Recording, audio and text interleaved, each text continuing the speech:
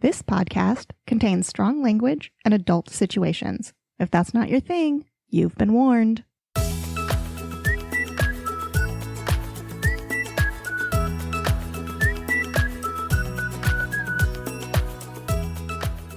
Welcome back, fuckers, to the Fuck My Work Life podcast. Hey everybody, I'm Kay. And I'm Jay. And this is the podcast where we read your workplace stories to you. And sometimes we have people on who will just tell you their workplace stories.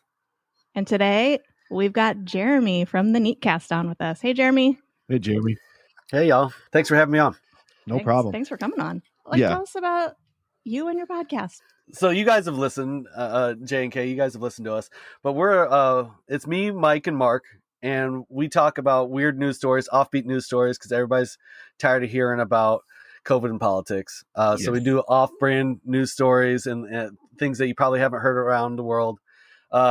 We also talk weird sports, some sports news, just something light to kind of take everybody's mind off everything. And then Mike gets into some weird, creepy creature or alien or something.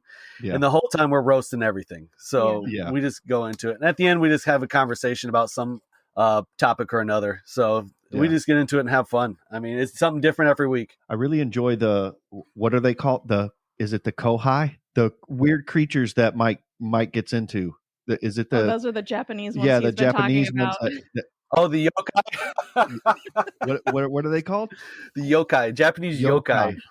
So they're very, very specific weird cryptids. Yeah. Oh, they're fucking hilarious. Oh, yeah. I was so mad. I didn't get to join in on the last one we did. We did giant yokai, and I was really upset. Mm-hmm. They have the best weaknesses and the best attributes to roast. Period. Yeah. I crack up listening to your guys' podcast. So I am not a sports fan at all, but I love the type of sports you guys do because it's not just like sports stats and stuff. It's like these weird kind of off the wall things, and I really enjoy it. We try to strike a balance because I know a little bit, Mark knows a lot, and Mike knows nothing. So we try to come at it at every angle. Yeah, everyone's got their strengths, and they bring that to the table. Football season is starting soon, so I'm gonna need you guys to step up your fantasy, in your sports. I'll talk to Mark about it. He usually gets into it. I haven't played fantasy in a couple of years, but that's because we've been moving nonstop. So yeah, we'll get into it, man. Yeah, I'm actually not playing fantasy this year. Oh, okay. No. Well, I'm sure we'll talk about it anyway. Last year I played, and it was really fucking weird with COVID and the shutdown and everything. Yeah. And this year, the NFL has so many rules for like COVID cases in the NFL, and I don't. My luck, I'll pick a lineup for my fantasy team, and all of those teams each week will get knocked out, get shut down because someone has COVID. Yep. And it's like it's always something every year, but COVID gives you the extra punch to ruin your team. I think one year I drafted a guy and he immediately broke his leg. Actually, it was Saquon Barkley because I did play a little bit last year, and Saquon Barkley, he blew it out. I'm a Giants fan, if you can't tell. You enjoying this, Kay? Yeah. I'm sorry. I mean, she is the biggest sports ball fan in the world. Sports ball. Throw the thing to the thing. That's all right. Mike could hold a real hard conversation with you. I don't mind it. I have to listen to it a lot living with Jay, and I just kind of zone out when he's like talking about stuff, and it's like, You'll pick it up through osmosis eventually. Yeah. Well, I could talk to the cat about it, really, because I would. I don't care. But I feel a little more I should be put in a home somewhere if I talk to the cat about it. But if I talk to my wife about it and she doesn't listen, that's fine, because she doesn't listen the rest of the time either. So there's no difference. Marriage is fun. Love you, babe. That's the best. 99% of the time I'm talking to myself too, and she's in the room. I mean, I feel like it goes for you too. If I'm talking about something, you're just like, huh? What? Yeah. Huh? Over 60% of our marriages, you didn't say that. Yeah. I definitely said that. For sure. I think that's every marriage. Okay, so it's Sunday, about to start the work week again. Oh yeah. And in order to combat those blues, we drink because we work. So what are you drinking, Jeremy? I just posted on our Twitter, Moonrise Distillery Georgia Bourbon Whiskey. This is my special occasion whiskey. Oh, is this a special occasion? Oh yeah. Fancy. You guys are like one of our first followers on Twitter and have been with us since we really started to ramp up our social media presence. So this is a special occasion for me. Well, I mean, same for you guys. Like this Twitter community is so freaking amazing. Yeah, it really is. I was kind of against Twitter in the beginning when we started this podcast. I'm like, I don't like Twitter. But that has been the most supportive, amazing community of podcasters. And we're huge fans of you guys. So this is exciting. Yeah, it's been awesome. Yeah. And it's been the exact opposite of how it's been portrayed in the media, which is that Twitter's a cesspool. But no, everybody on there that in our community of like whatever 800 podcasts that we get into, they're all incredible people. Yeah, amazing. I feel like Facebook is the cesspool. Yeah. Facebook is definitely the cesspool. Yeah. Instagram's kind of getting there because Facebook owns it now. And it's kind of like dying off as far as like interaction. Yeah. Twitter's just been awesome. We get almost no interaction on our Instagram. It's all Twitter and a little bit of Facebook, and it's like the people that know us on Facebook. Yeah. Yeah, I don't put any effort in Facebook. If we have an episode, I'll post the link to the episode, and that's it. And then I just leave. I don't even have it. Don't care. It's not worth it. No. I have a Facebook, but it's not on my phone, and I'm never on my laptop, so I basically don't have a Facebook. How are you guys doing on TikTok? Because I feel very silly making these TikToks, but I'm actually having fun doing it as well. Same. We don't get a ton of interaction. Like the interaction we get is from the other podcasts that we know from Twitter, but it's fun. I mean, I love just scrolling through TikTok because there's just so much amazing, like crazy shit on there. It's so fun to watch. I will waste a ton of time at work doing TikTok. It's awful. Yeah. But yeah, and I also get made fun of because I'll try to like do a news story or highlight something, and the guys at work will just be staring at me. And I work with blue collar dudes. The TikTok videos are not in their repertoire. Where are you in Georgia? Yeah, I'm in North Georgia. We're about 45 minutes north of Atlanta. Okay. Nice. Yeah, they're. I grew up in Louisiana. I don't know how that correlates, but it's all kind of the South. What part? Because I was born in Monroe, Louisiana. Okay, so I grew up I was 2 weeks old when I moved to Louisiana. I was actually born in Bay City, Michigan, which is like 60 miles south of Detroit, and moved to Baton Rouge, Louisiana. Oh, right. And then for us a short time when we were really, really poor, we lived in like the fucking ghetto of New Orleans. Oh wow! But we also got out we got out of that area. We lived there for a couple years, and then back to Baton Rouge or what? Back to Baton Rouge. South Louisiana is a different place. Oh, you're fucking you're telling me. Yeah, it's all farmland up north, but you get down in them swamps, and people are different. Oh yeah, they're way different. We used to.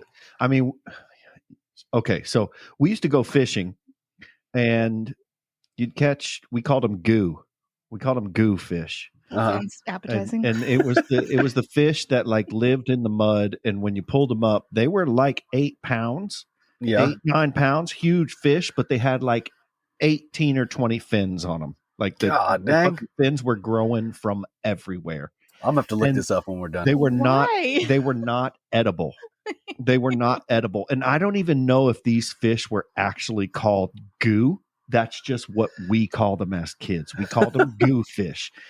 And we would keep these fish, and it was just me and my friends, 8, 9, 10 years old, going to the creek by the house, catching these fish. And, we would have an adult with us, and the adult would be like, throw that shit back. Yeah. Throw that shit back. Nope. But there would also be people who like lived on the creek, and they were like, no, give me that fish. And they would take the fish and fillet it, soak it in buttermilk, and cook it that way. And I never tasted it because once you cut into the fish, that's how we gave it the name goo fish. Because it was like you cut into it and the meat was like goo. And and it was kind of like alligator. The only way you can eat alligator is you can fry it, or you can be a real man and like make a stew, but it tastes like shit. You just kind of suck it down and Have you ever had alligator, Jeremy? No, I wasn't brave enough. My oldest daughter has. They sell alligator bites in middle Florida. Fried?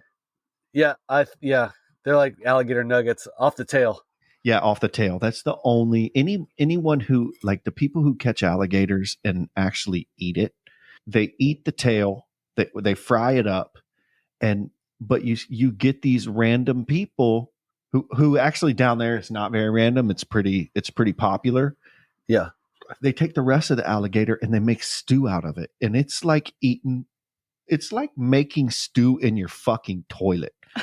Like it tastes like sewage. It tastes like sewage because they live in the fucking swamps, and the swamps is.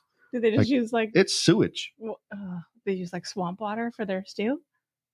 No, they. Well, maybe. Well, I mean, maybe gotta make stew out of something. Yeah. Now, country people are built different because I talked to these boys that lived here because this town that we lived in, Cumming, Georgia, it used to be like a KKK center for a long time. And it was like up until about 30 years ago, there was a dirt road around the courthouse. So these boys were woodsmen.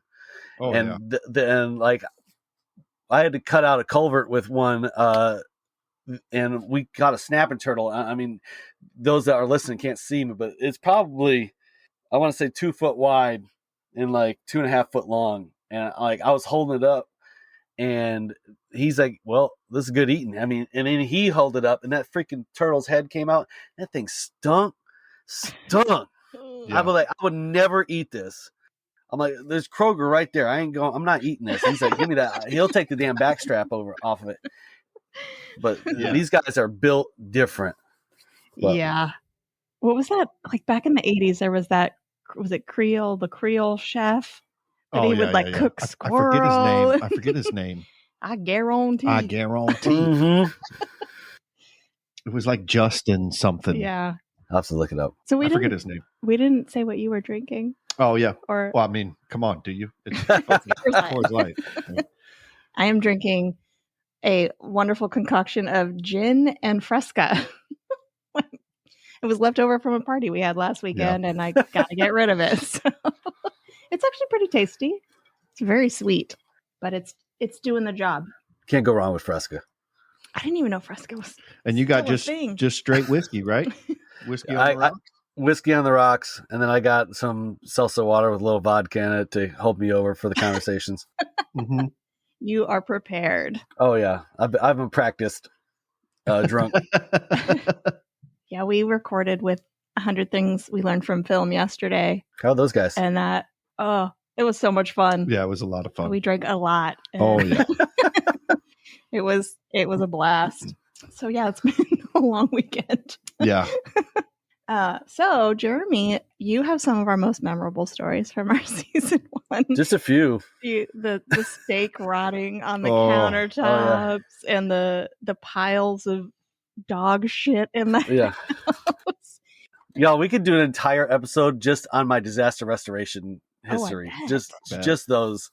That, I mean, I've cleaned up everything from, like you said, dog shit on the carpet with pure piss that just came up out of the rug. I can't smell pet smells anymore. It actually drives me crazy. Oh, like, I bet. That all the way to backed up sewers to suicides. I've cleaned it all. Oh, God. I've scraped brains off a wall. It's been an adventurous life. How do you like detach from that at the end of the day? Oh, yeah, it's this right here. See? Oh, the whiskey. Yeah. I mean, yeah. No, I don't know. You just learn to compartmentalize, and you just get the job done. So, I'll just go through some of my jobs, and you guys can stop me or ask questions. I mean, we'll cut in and riff, when we need to. Riff when we need to. Did you guys ever work at fast food place? Oh yeah. Yep. No. Did you ever have to clean those grease vents above the fryer machine? Yep. That was my first experience with real shitty work. Yeah. My first week working at Wendy's, I had to clean them some bitches out. That's disgusting. Yeah. You think it would have prepared me a little bit for my future jobs? No.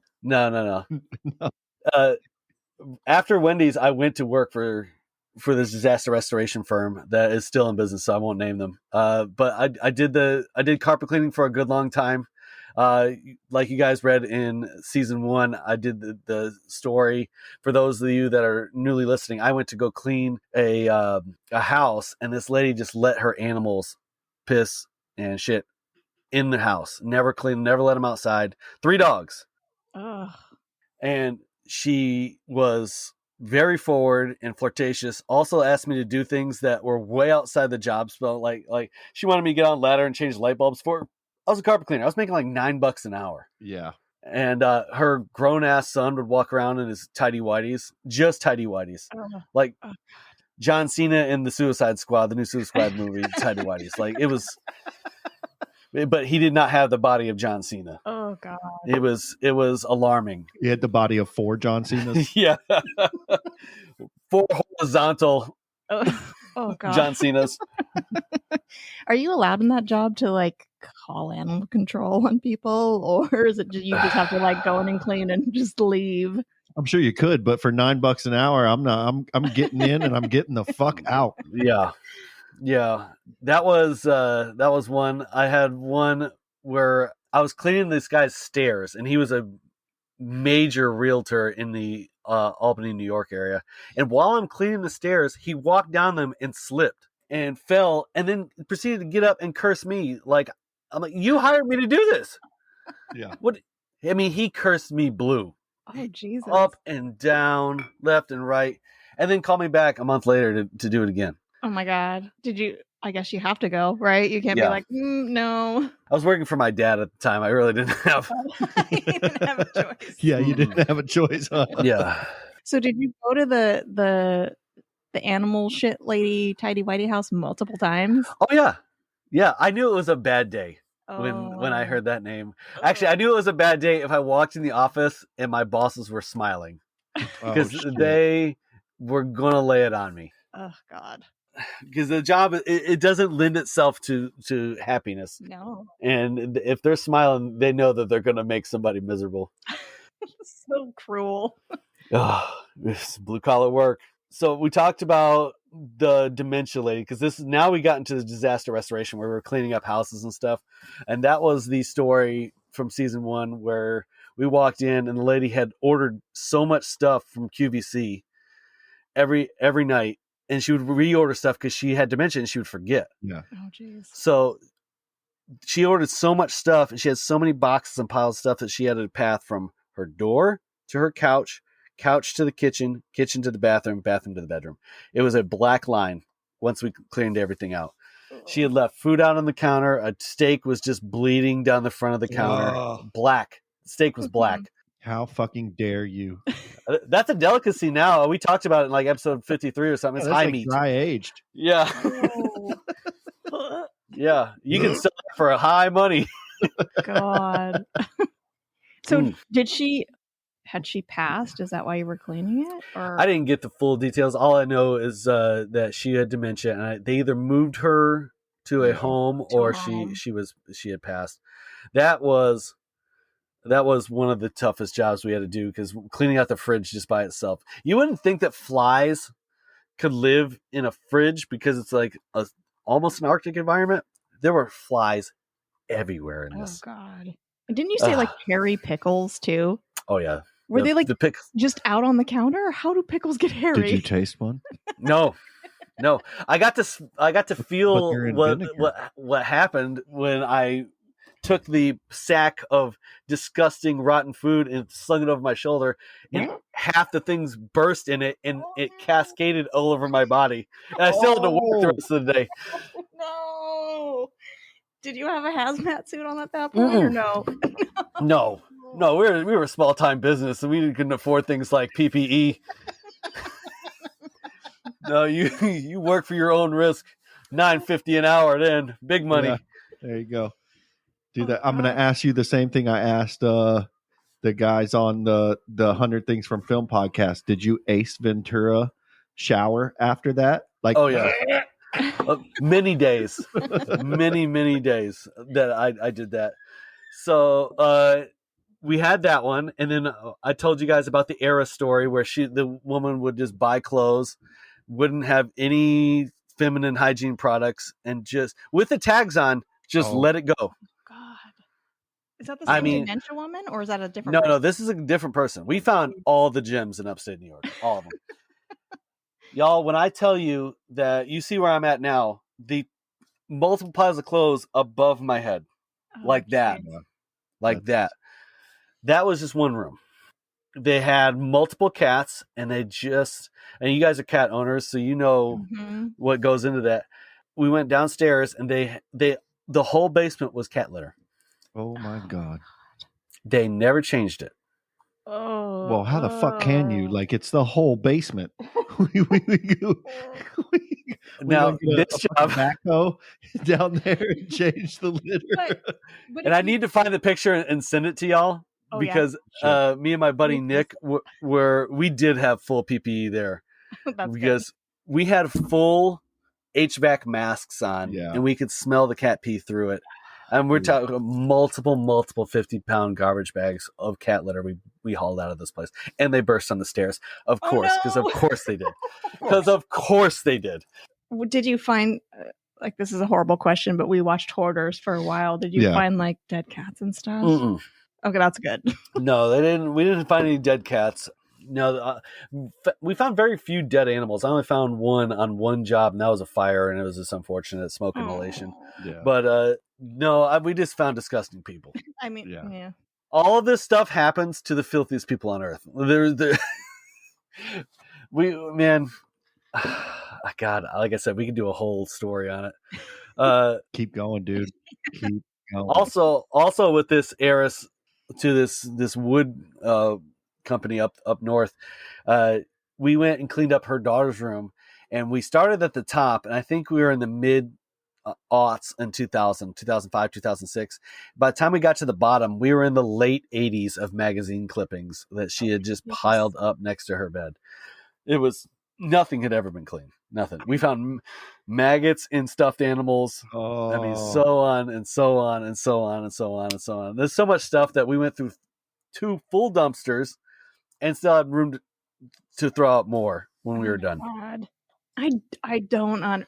We've said this in the episodes where we had those stories where it's like wonderful stories. It has to be some sort of mental illness, but like I don't understand. When our place starts to get a little cluttered, I get so much anxiety. I'm like, I gotta clean. Like, I don't understand how. Yeah, but my wife gets annoyed with me now because like if I trip over something, I'm like, we're cleaning everything. I can't. No, I'm not doing it. I'm sure working in that job, did it like totally make you like type A? Like everything has to be super clean and.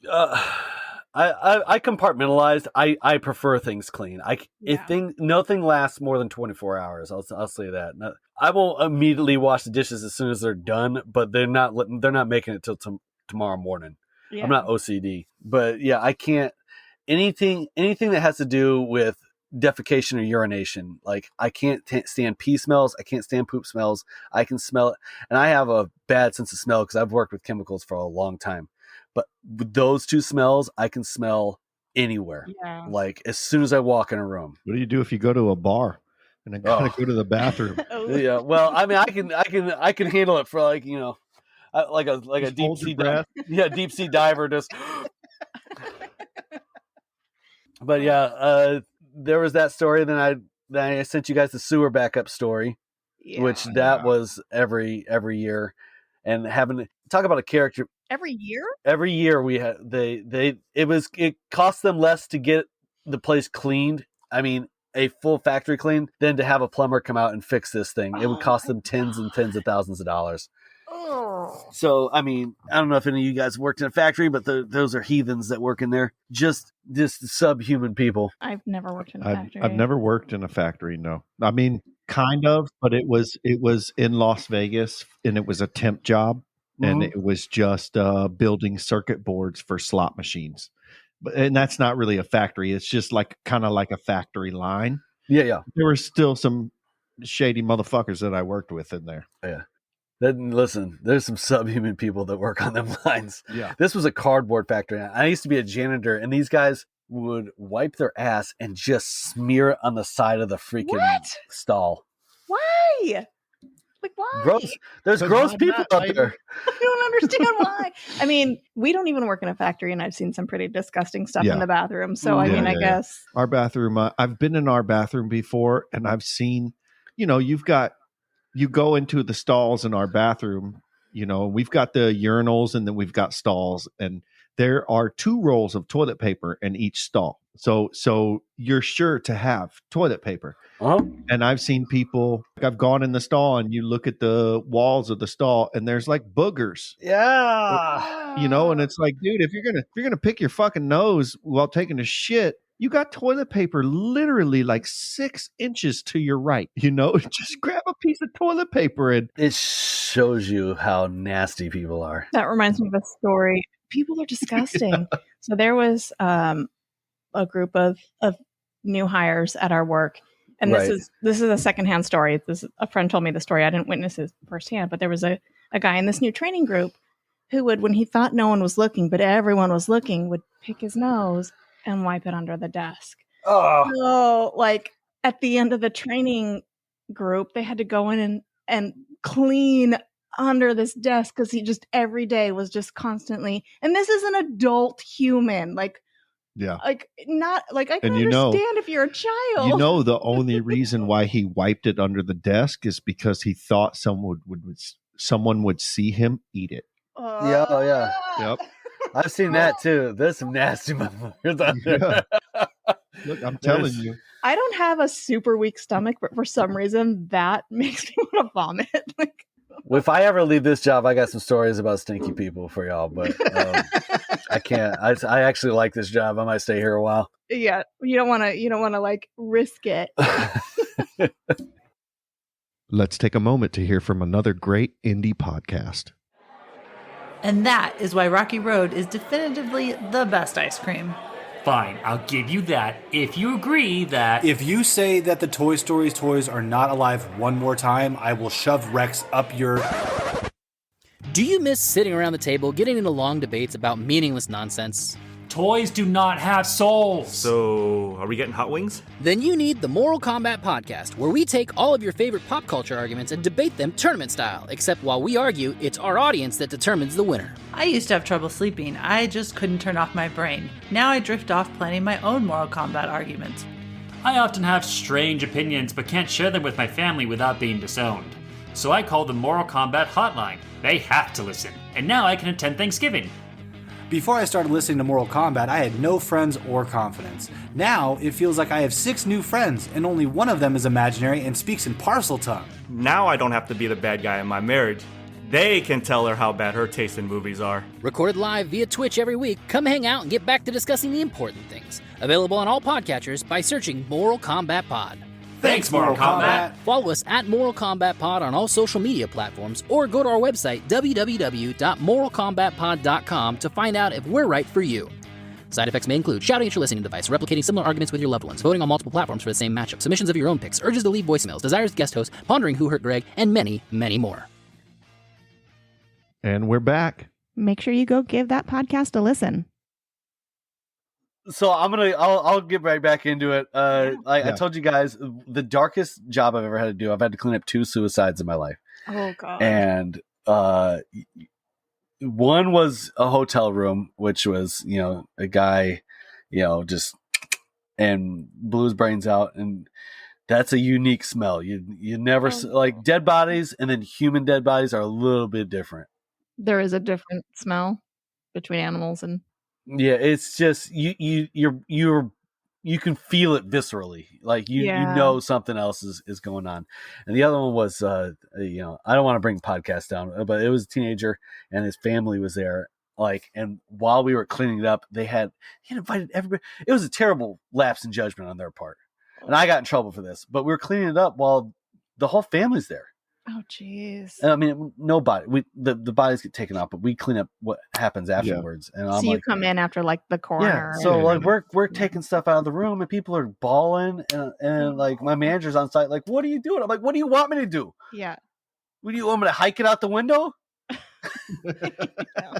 Like you kind of get gallows humor about it because like you have to. You get weird. Oh, that's sad. Way to bring it down, Jeremy. No, I'm just kidding. Thanks, pal. I'm sorry. Look, I'm gonna bring it back up. Sometimes you gotta take it low. You gotta lift back up. So that was the darkest side. The other two, we were a growing company, and the boss never said no to a job. And one of these jobs happened on my birthday, where I had to go to a church and clean a bat's nest out of a church attic. And if you've never seen a bat's nest, they're fucking disgusting. And I got sick off this job because it's just bat shit everywhere. I mean, it's stalactites of bat shit that you're chiseling away. Wow. Just ching, ching, ching, ching, ching. I'm sure there's a more efficient way, but we were on a shoestring budget and I had a chisel and no PPE. So. Oh, no. Yeah. That can't be healthy. Oh, no. I'm sure I have every form of cancer. I'm just white knuckling it. And then the other one, I got called out to the middle of nowhere. And I don't know if you guys have ever been to New York, but in upstate, once you get out of the capital region, it's the boonies. Yeah. Like oh yeah. A lot of New York is just trees. They'll proudly wave Confederate flags. I've seen Confederate flags up there. In New York? Oh yeah. Yes. Oh, wow. Yes. The Confederate flag is the redneck symbol, and these people are rednecks. So I had to go out to this job. She's like, "Yeah, I heard something crawling around in my attic," and I'm like, "I'm in a carpet cleaning truck, mind you." And then I'm like, okay." To access her attic, I had to get a ladder, put it up. Her attic access was outside, and was maybe the size of this screen. Like what we're doing here. Like one of those tiny round windows. And I wasn't as big as I am now, but I wasn't that small where I could fit in that. I got like one arm in and one head, and I heard something go. And I go, nope. Nope. I got back out, walked down the thing. I called my boss. I said, "You can fire me, but I'm not doing this job. I'm not doing it. I'm not being trapped with some wild ass animal with my freaking in a compromised position. I'm not doing it." Yeah. Did you ever find out what it was? Mm-mm. No, I don't even care. It could have been damn chupacabra. Yeah. I don't care. Could have been the sweetest little squirrel. I'm sure it was. I'm sure it was. No, hell no. Poked his head out and was like, "Hey, I like you. We can be friends." When your head and your arm is in a dark attic and you have no illumination because you were giving zero directions for this job, no, your mind runs wild. It was probably damn Cthulhu for all I know. It is some weird cryptid hanging out. Yeah, like chupacabra. No. Hell no. It goes to show you that life goes full circle, because I did home inspections down here for a little while, and I had to go in crawl spaces, and I saw all sorts of nonsense. Spiders get real big in Georgia. Oh, real big. I bet. Fuck that. Spiders and snakes, I'm out. I used to do pest control in Las Vegas. And not only was it, at least 140 degrees in the crawl spaces during the summer, there were also spiders the size of my fucking hand that was there. And I would basically do the inspection in the house, go in the house and ask them like, "Okay, where are you seeing the termites?" And then I could judge, like, when I go in that crawl space, where the fuck do I need to like thin red line that shit right to the fucking place, like army crawl right to the place and click the light on, tap it with the hammer and get the fuck out. Mm-hmm. Because the more you're in there, the more, all the monsters are like, "Oh, look at that shit." Yeah. I'm going to eat that motherfucker. Oh, you looking like a snack. Yeah. Either of you find anything completely abnormal in a crawl space? No, I never my termite inspection days were very short, and it was they would only send me during the summer when the company was overridden with termite volume. yeah. Oh, I get it. You were the overflow guy. So I didn't do it all the time. Hey, you got a termite inspection you need to do, and I would go do that. Most of the time, it was just like spray around the outside of the house, spray the inside of the house, go to the next stop. Did you ever find anything weird, Jeremy? No, I know I got lucked out with a lot of my crawl spaces, but there's a few that they were just. I mean, you could have filmed a horror movie in these, but I didn't find anything. But I hate bugs. I hate bugs. Same. And, like if you saw me on the parkways now, where I ride a 0-turn lawnmower, grasshoppers were flying in my face. I'm like, the damn lawnmower is doing a 360. I hate bugs. And we got these Joro spiders here in Georgia now that came off of some Chinese flight at Atlanta International. And these suckers grow to be like 3 inches long, and they're everywhere. Mm-mm. I don't think they're poisonous. Doesn't matter. Who fucking cares? But I don't care, because that thing, if you kill it, you can hear it scream. It's so big. Oh, like you see a little soul fly out of it. I hate. I can't stand bugs. I can do snakes because I see snakes all the time, and I can't do bugs. I can't do bugs. Snakes and bugs. I'm out. When I was working in Hong Kong for a month, and my friend and I went to this laundromat in like what they call like local Hong Kong, not like the kind of New York City, everybody's metro Hong Kong. Mm-hmm. And we were sitting there doing our laundry, and I don't know if they were cockroaches or what, but like 3-4 inches long, like crawling on the walls behind you. And I was just, oh God. I just wanted to puke. Yeah, that was. Do I really need clean clothes? That was Louisiana as a kid, seeing 3-4 inch cockroaches, and then the motherfuckers would jump up in the air and start flying. Yeah. Yep. And ever since that, I'm like, oh, fuck no. Yep. I know we're sidebarring here, but I lived in Arkansas for a little while in the northwest part called Mansfield, Arkansas. There's a little town of 800 people, and we had every poisonous thing that ever existed in the southern United States. There are copperheads, rattlesnakes, cottonmouths, and we had tarantulas crawling in our bed one night. Nope. These red-legged tarantulas. I don't. But they're scary as fuck. Listen, if I can look into your soul as a bug, I'm not okay with you. My dad come home one day, and I was in like 4th, 5th grade, and he's got a Tupperware. I mean, we were in the boons. And he goes, "Hey, I got something for you," and didn't give me a chance to react. And he goes, "Wow!" like that. Opens the Tupperware, and the spider stands on his hind legs. And it was the closest I ever come to death. I'm approaching 40 now, and it's still the closest I've ever come to a heart attack. Was right there. Yeah, we growing up, like people think of California, they think of like, oh, it's palm trees and beach, but it's desert. Mm-hmm. And when I was a kid, we moved into this new housing tract, so there was a lot of fields around us, and my brothers would bring tarantulas home, and I'm just like, nope, get the fuck out. Like, I don't care if it's not poisonous. That is a big hairy fucking spider. I don't want it anywhere near me. I had to beat one to death one time because it was attacking my Cocker Spaniel to death with a stick. It was like freaking Gladiator in my front yard. I'm like, no! That's my puppy, you son of a bitch. God damn it. Oh man, I wish that was on videos. No, get away from my dog.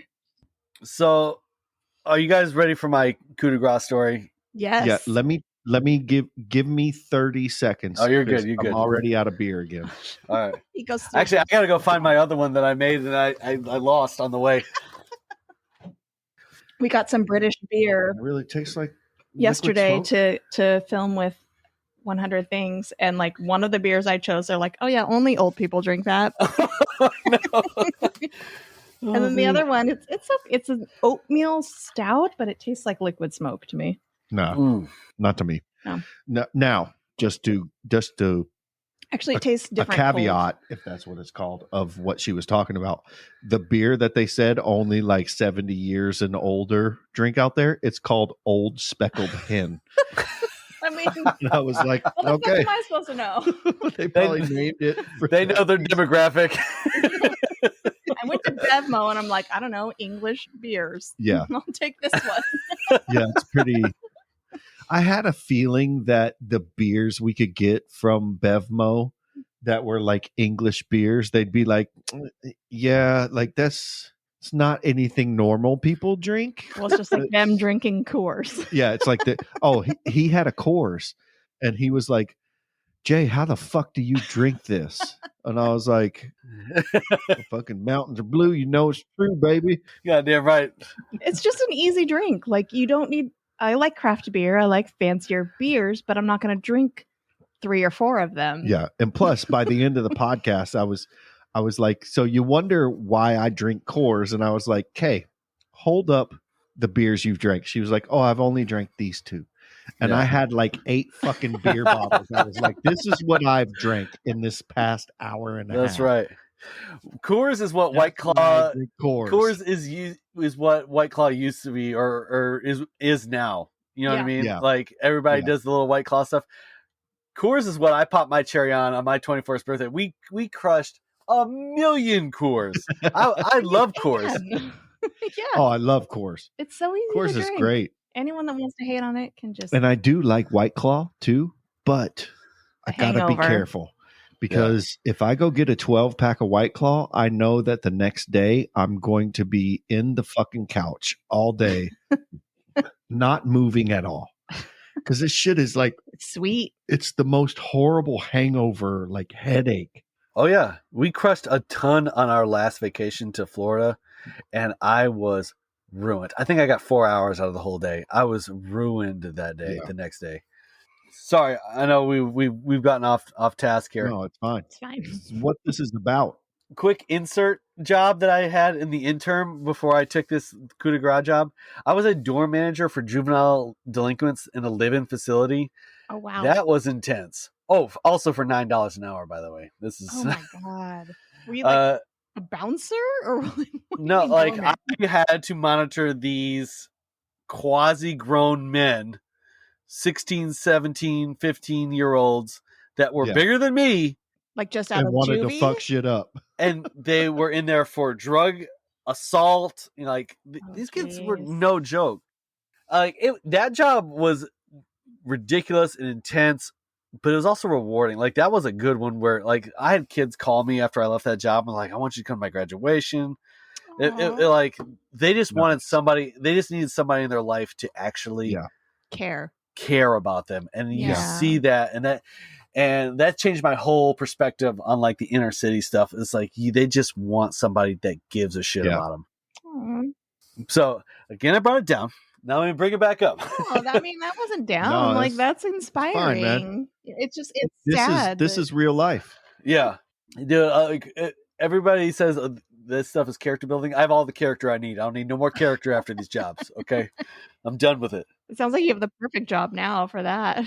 Oh yeah, I'm just chilling. I just listen to podcasts and cut grass. That's all we're doing. I got this job in Florida after I quit the other one because kids were starting to ask where I lived and stuff. And kids are smart. They'll find out where you live and they'll steal your shit. Yeah.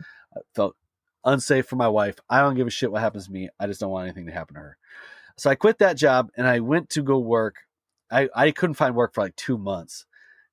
And I finally got this job with a telemarketing company, and they sold me this whole job on you have to sell diabetic supplies over the phone.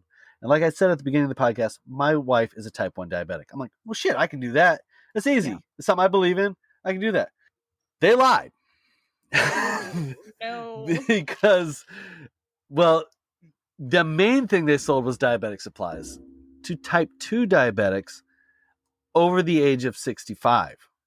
And I don't know if you guys are privy to this industry, but they'll run a TV commercial and these people will call or fill out a form or even click on something, and all their information gets entered into a database, and it just goes on repeat for calls all day long. It was like torture for these old people. So we would have to call. I'm sorry, go ahead. Jay? Type 2 is the one where people have not lived. Type 1 is where you're born with it, right? Right. Like you're born with diabetes, and type 2 is like lifestyle. you haven't really lived the best lifestyle, and you kind of brought it on.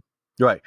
Right. Type 1 is Type 1 can onset at any time in your life. It's a weird change in your body where your body thinks that your pancreas is a foreign organism and antibodies attached to it, and your body attacks it and kills it. Oh, geez. It's very strange. Type 2, like your pancreas get worn out. They're not non-functioning. They just produce less and less, and they're just kind of worn out. I mean, and you can manage that. The type 1 one is a little bit harder. But yeah, so I just sell these diabetic supplies over the phone. Was not prepared for that because these people answer the phone and they sound despondent because you're the 20th person that's called them and it's 10 a.m. It's a bad industry. And I can talk about this because this company is defunct. They're bullshit scam artists and they no longer exist. Good. My second day, they're like, oh, we don't only sell diabetic supplies. And I'm like, well, we also sell dick pills. Yeah, well, you're not far off. We sell CPAP machines. And I'm like, all right. And erection aids for older men. And by erection aids, they meant dick pumps that were covered by insurance companies. Oh, shit. The Austin Powers dick pump. Yeah. How can you have a legitimate health issue that insurance won't cover, but dick pumps are covered by insurance? Yes. I'm telling you. Because that was their whole scam. Like, there were a lot of these places in Florida. Florida has very sketchy rules when it comes to telemarketing centers. Well, that's Florida. Yeah. Yeah. So she calls me over and she goes, well, this is how I sell diabetic supplies, blah, blah, blah. And she goes, all right, now here, I'm going to sell the other supplies. She calls this dude, gets him on the phone and asks him, hello, sir, how are you doing today? And then hands me the phone. She goes, sell this guy a penis pump. And I said, what? Sell a what? I said, I'm not ready for this. The dude's still on the phone. I'm like, I'm not ready for this.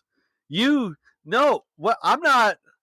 We don't have repertoire like that. Like, I'm not talking to my best friend about his dick issues. I don't know this guy. And they're like, you got to sell. That's the job. So I got on the phone and I mean, if you haven't heard of them on the Neatcast, it is the most awkward experience of my life besides dating in my teens. Like, it's, you guys recreated this on Neatcast, right? Yes. Mike was such a fuck because he put me right on the spot. And he pretended to be an old man where he's like, hello, what do you need? And I'm like, how's your love life? That's how they want to do so. How's your love life, sir? Oh my God. And I'm not, like, I've done a lot of bullshit. I'm just not dead enough inside to try to manipulate these people out of money or sell a limp dick dude a dick pump. I'm not there. I don't have a meth addiction. I don't need that. Right. This went on for 3 months. I'm a workaholic. I have an insane work ethic when it comes to a lot of shit. I've found every excuse to get out of this job. I pretended to throw up outside in the parking lot. I went back to the freaking disaster restoration job during a flood in New York just to get away from this job. Oh wow. And God, it was the fucking worst. So how did the dick pump sale call go? No. No, it didn't go because I did what like any normal human would do is shut down. And I was like, and y'all, when I tell you this place was filled with the saddest people on earth, I sat next to depression incarnate. Oh. I looked over at this guy and I talked to him and he's like, yeah, I used to have a successful installation business. That's a mouthful. Installation. Yeah. In the Northeast, but then my wife left me and took half of everything and then some. So now I'm here in Florida, selling, diabetic supplies to somebody on the phone. And then like he said that to me with no context and then just put his head down. Oh. I'm like, I called my wife on lunch. I'm like, I don't know what to do. Babe, I gotta quit. None of this is happening to me, and I feel like I need to commit suicide. I don't know what the fuck to do. I've had a lot of random jobs that I've never worked at a telemarketing call center. I would be horrible at that. I can't even, I had a retail sales job and I was horrible at that. Cause I'm like, you don't fucking want it? Okay. I don't care. I could not do it. You can't escape because you can't escape a freaking telemarketing job. You have they just cycle it. They just cycle everything. Yeah, they're like you hang up your phone and you don't have a fucking choice. It rings and you pick it up. Oh. I worked a telemarketing job for about 4 hours when I was in Las Vegas, and it was like, you're a better man than me. You want to make up to $400 per day? And I was like, hell yeah. And I went to it and they were like, okay, you're going to sell Kirby's over the phone. What's a Kirby? The vacuum. The vacuum? The vacuums. Okay. Yeah. I wasn't even the ones who went out to door-to-door salesman. I was the one who set up the appointment for people to come out and show you how well this vacuum worked. I made it half a day and I was like, yeah, I'm done. No. This is fucking bullshit. Like, I don't want to talk to people about how to vacuum their fucking carpet and how dirty their place is over the phone. No, I'm 100% with you. I'm actually talking out of turn here, but my buddy Steve used to sell insurance door to door. Oh God. While he was trying to get an HVAC job. And my buddy Steve is the bluest collar of the blue collar. And imagining him going door to door and be like, you want some fucking insurance? Like, he is that guy. Yeah. And he did it for months and he says miserable. You have to have something in you to do sales like that. I don't have it in me. Me either. I can talk on a microphone and I can do bullshit jobs. I will gladly crawl through shit, but I will not make another sales call in my life. Not ever again. Yeah, no, I realized very early on in life, I am not a salesperson. No. I am not going to bullshit my way. If you don't want something, you don't fucking want it. I don't care if you want it or not. Yeah. Like, just buy. Oh yeah. I've had plenty of people tell me, like, why don't you get into sales? Like, you've got the gift of the gab. You can talk to people, and I can talk to people, but I'm also not trying to make those people buy some shit that I don't fucking believe. Right. Yeah. Like, that I wouldn't buy myself. Yeah. You know? Mm-hmm. It does take a very special kind of person to do that, and I am not that kind of person. I don't like my income being tied to people, whether people like me or buy something from me. I don't like that. It doesn't bother. It's not my cup of tea. No, I like my income being, I'm here. Okay. I showed up. I'm here.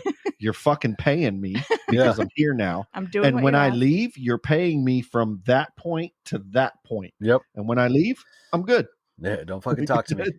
Yeah, exactly. I'm gone. Yeah. I'm gone. Yeah, that was my coup de grace story, and then I worked at a preschool for 5 years, and that was something else. That was another story you sent us too, right? Yeah, the period. You got a lot of period stories, Jeremy. What can you say? I don't know. Some people just attract that kind of shit. What do you want me to say? I guess so.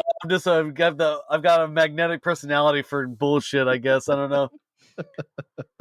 The story I didn't tell, and that is that the kids would, I mean, they're little kids, so they do dumb shit.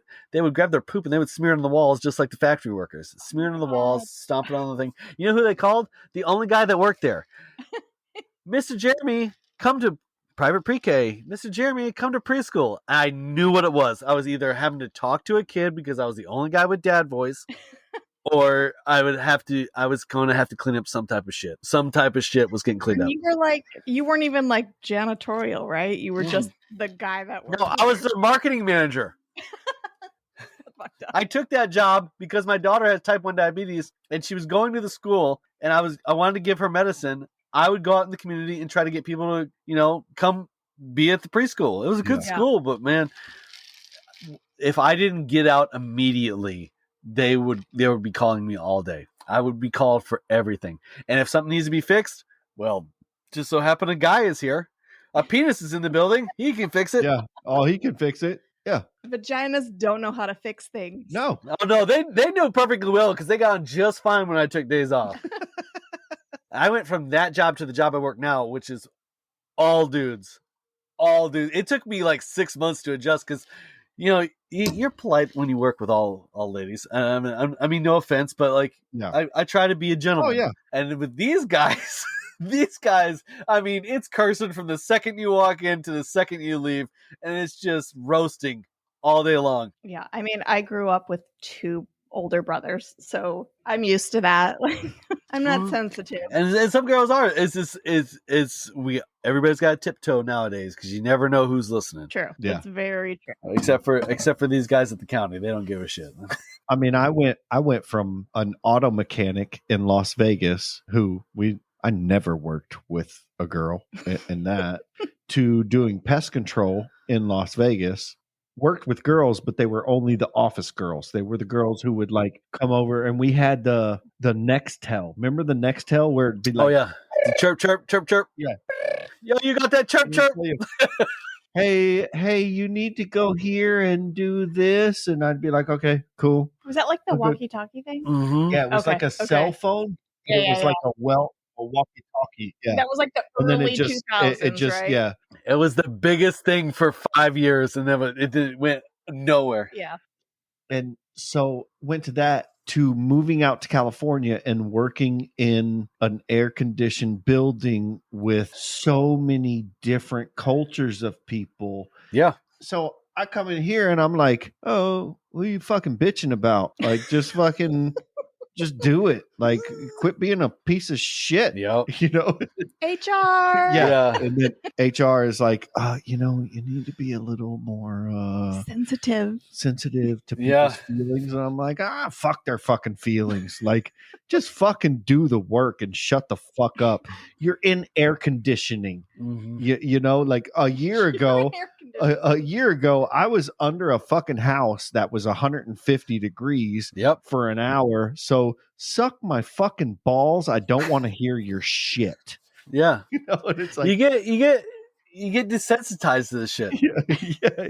You really need to be sensitive to people's feelings. Fuck their feelings. No. They wouldn't last 1 second at a freaking blue collar job, man. I got guys that curse me. I've got dudes that call me words that we cannot politically say anymore. Yeah. In 2021, last week, they were calling me that stuff. And you just learn to roll with it. I mean, you can't fix a culture like that. So I mean, you can't cancel country people. These guys do not care. No, but not at all. But I have changed. You've calmed down. You have to, or you get fired. Yeah. Those corporate environments, they don't care. Yeah. I've been there 14 years. So, I learned pretty quick. You learn to just like push it down and then you deal with it here. Put it on a fucking shelf. Put it on a shelf. And when you get home, grab your wife and be like, look. Yeah. Then you let it all loose. This is what the fuck I went through today. And this is what I thought, but I couldn't fucking say it. Well, we work with the same people. So like we get it. Mm-hmm. My poor wife has heard, I've blown her hair back with some of the shit I've said. But anyways, those are most of my stories. I'm sure others will come up, and I'll send you guys a picture of me and my buddy Nick coming out of that cat basement. Yeah. Can we post that on like Twitter? Yeah, please. Yeah. Yeah. Okay, cool. I mean, it's way past the statute of limitations. Right. Yeah. I mean, that was probably a decade or more ago. So, but I'll send that to you guys, and we'll figure it out from there. Yeah. Perfect. I appreciate you guys having me on. It's been a lot of fun. Oh, good. I'm glad. Thank you so much, Jeremy, for coming on and sharing your work stories with us. Oh, it's my pleasure. You guys have been incredible. And like I was telling Kay before, this is when I first heard you guys and I found you on Twitter, I'm like, finally a podcast for me where I can vent out all of this bullshit that I probably need therapy for, but I'll use a podcast instead. We'll be your therapy. Let everyone know where they can find the Neatcast. All right. You guys can find the Neatcast on any podcast platform that supports podcasts. We're everywhere. Just look for the Bigfoot with the baseball cap reading the newspaper. You can also find us on Twitter, which is a great community, at NeatcastPod on Twitter. We're at NeatcastPod on Instagram and at the Neatcast on Facebook. We're also at NeatcastPod on TikTok. and we're just trying to generate content there. So if you guys have any ideas, we, like I said before, we talk about offbeat news, we talk about weird sports, we talk about cryptids, yokai, which is Jay's favorite. Fucking great. It's so hilarious. We talk aliens. One of our best segments ever was Cowboy Meets Alien, and that's episode 5. Y'all need to listen to that one. That was freaking best. Oh, I don't think I've listened to that one. I'll have to listen to it. And then we do like some type of debate or conversation at the end. So if you guys have any subjects you want us to talk about, send it in. If you find any of these stories or any type of creatures or sports you want to talk about, send us an email. We're at theneatcast@gmail.com. So you can find us anywhere and everywhere. Nice. Yeah, everyone go listen to the Neatcast. It's a super fun podcast to listen to. I fucking crack up listening to this podcast. Very entertaining. That's awesome. It makes me feel good. All right. Thank you, Jeremy, for joining us. It's my pleasure. Thank you, guys. And hope to hear from you guys soon. Send us your stories by email at fmwlpod@gmail.com, or you can leave us a voicemail at 310-818-3273. That's 310-818-3273. You can find us on all the major podcast apps. Be sure to follow and subscribe where you can. If you like what you're hearing, leave us that 5-star review. You can do that on Apple Podcasts, Good Pods, and Podchaser. You can also join us on Twitter, TikTok, Instagram, and Facebook at FMWL Pod. You can support our show by just telling your friends, or you can buy us a beer over on buymeacoffee.com/FMWLPOD. And as always, support your indie podcast. Just do it. Bye, everybody. Do it.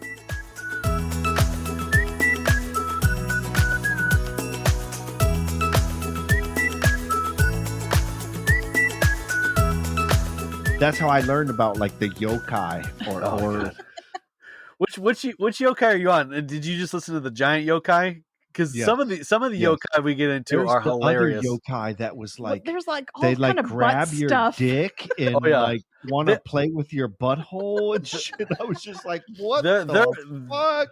Half of all yokai are freaking perverts.